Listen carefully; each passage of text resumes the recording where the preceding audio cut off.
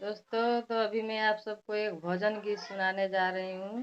आप सब पूरा वीडियो जरूर देखिएगा। मेरा भजन गीत कैसा है कमेंट करके जरूर बताइएगा।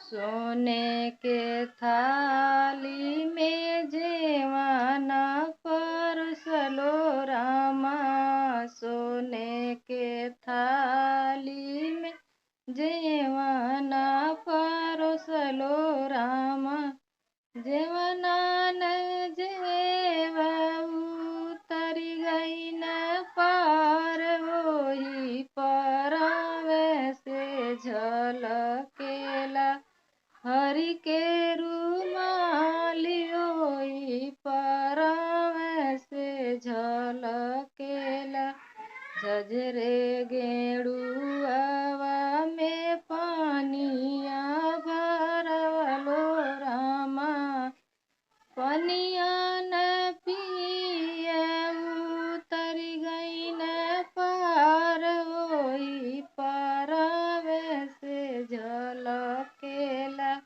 हरि के रुमाली, होई परवे से झलकेला लवंगे हिलाची के बीरवा लगवलो रामा, बीरवा न कूच उतरी गई न पार, होई परवे से झलकेला हरि के रुमाली, होई परवे से झलकेला। तो दोस्तों, आप सबको मेरा भजन गीत कैसा लगा आप सब कमेंट करके ज़रूर बताइएगा और मुझे सपोर्ट कीजिएगा दोस्तों।